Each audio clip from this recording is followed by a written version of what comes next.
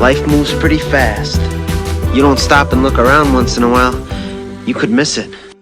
This is not a medieval torture device, but it is one of my favorite new studio tools that has one job, and that is to squeeze all of the paint from the tube, and it does it very well.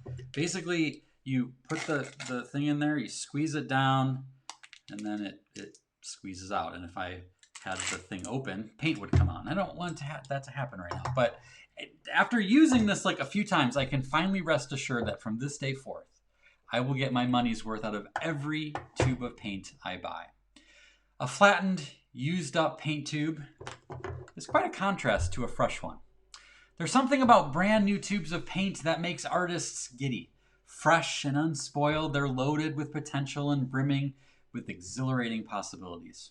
On the other hand, the used up tube of paint is cast aside, disregarded without much thought, replaced by a newer version of itself. Our culture prizes the allure of youth. We live in fear of gray hair and wrinkles. Like a brand new tube of paint, youth is highly desired and much coveted. And certainly, a new tube of paint is attractive, valuable, and good. But the empty paint tube, this deserves our respect and is worthy of emulating. Yes, the old tube is thin and twisted, wrinkly, marred with dry paint marking its journey of service. But it's fulfilled its destiny. It has achieved its purpose, and that's why it was made, to contribute what it had, every last drop, to making the world more beautiful.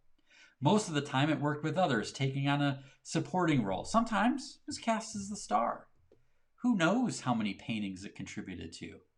Who can measure how much color it brought to the world, how many thoughts it sparked, or days it brightened?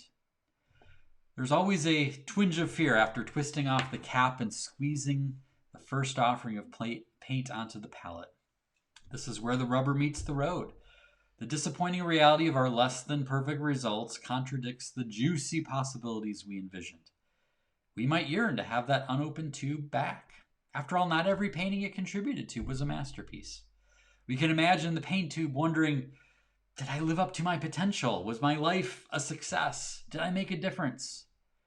It's tempting to leave the paint in the tube rather than risk wasting the contents and the potential within.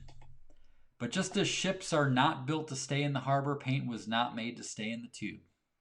A new tube is filled with promise and has a lot to offer. But if that's how it remains, what a waste. May you pour forth all of the time, talents, and treasures you have to give for as long as you have the opportunity to give them. You are here to contribute, and your contribution makes the world better. The spent, empty paint tube with nothing left to give is truly beautiful, for it represents a life well lived. To end up like this, that should be our goal.